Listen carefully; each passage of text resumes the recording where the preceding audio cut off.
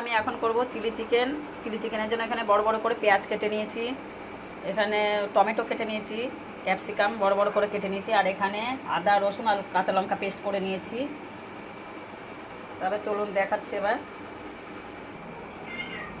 এখানে মাংসটা ছোট ছোট করে বাজার থেকেই কেটে নিয়েছিল, আমি এটা ম্যাগনেট করে রেখে দিয়েছি। এখানে করে নিয়েছি ম্যাগনেট করে, এখানে নিয়েছি লবণ, লঙ্কার গুঁড়ো, দুটো ডিম, আদা রসুন আর কাঁচা লঙ্কার পেস্ট, আর নিয়েছি এখানে দুটো ডিম। এবার কিছুক্ষণ রেখে দিয়েছিলাম। এবার আমি কড়াই গরম হয়ে গেছে, এবার তেল দিয়ে দেবো। কড়াই গরম হয়ে গেছে, এবার এক এক করে সব ছেড়ে দেবো।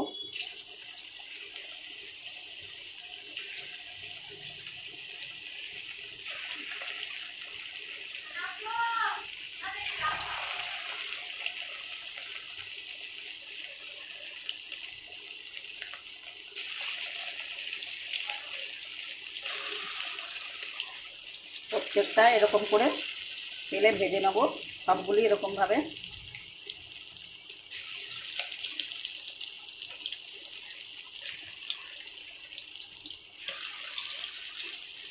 তবে এগুলো আগে ভেজে নিই। এগুলো ভাজা হয়ে গেছে কি সুন্দর লাল লাল করে, এগুলো এবার তুলে নেব।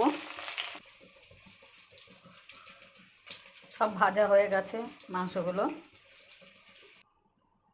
সব পকোড়াগুলো ভেজে নিয়েছি। এবার ওই তেলেই গোটা গরম মশলা, শুকনো লঙ্কা আর সার জিরে দিয়ে দিলাম, দিয়ে ছেড়ে দিলাম পেঁয়াজ, ক্যাপসিকাম আর টমেটো।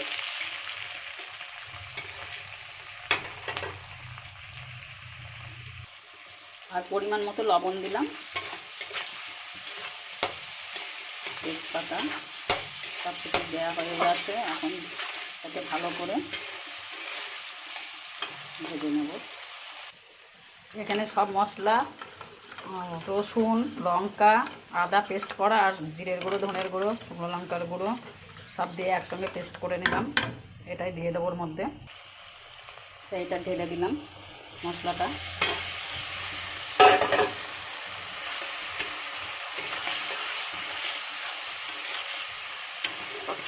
মশলাটা দিয়ে এবার ভালো করে এটা কষিয়ে নেব।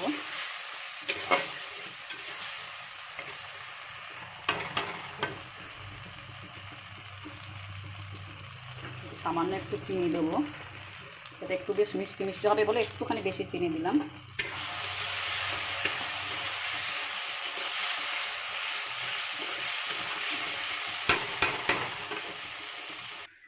মশলাগুলো হয়ে গেছে, এবার মাংসগুলো ঢেলে দেবো।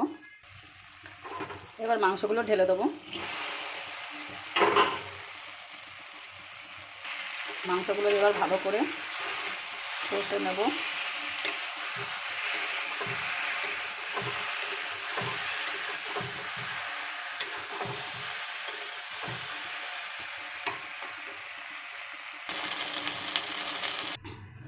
জলে কর্নফ্লাওয়ার গুলে দিয়ে দিলাম। এবার একটু দেব গোলাপ জল, আর একটু দেব, সামান্য একটু দেবার গোলাপ জল, আর এটা দেব।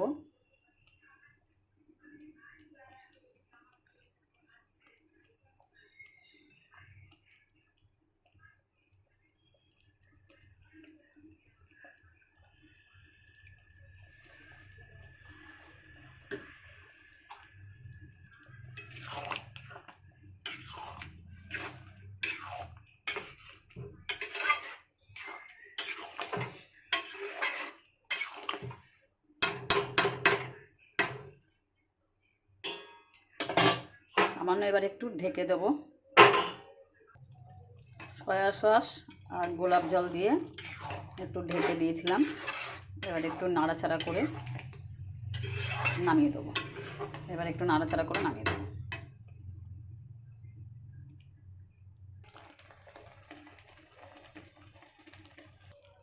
আর এখানে একটু গরম মশলা দিয়েছি, এবার নাড়াচাড়া করে মিশিয়ে দেবো, সব কিছুর মধ্যে মিশিয়ে এবার নামিয়ে দেবো।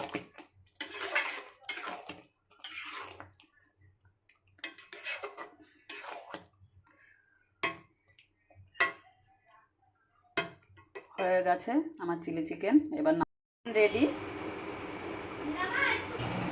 এদিকে সমুদ্র খোঁজ খেতে বসে গেছে, ওরা তর সহ্য হয়নি।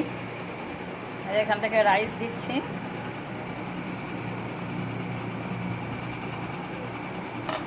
আর এই চিলি চিকেন নিয়ে খেতে বসে গেছে। সোনা কেমন হয়েছে? একটু তাকিয়ে বলো। দারুণ একদম। ভিডিওটি ভালো লাগলে লাইক শেয়ার সাবস্ক্রাইব করবেন। বাই।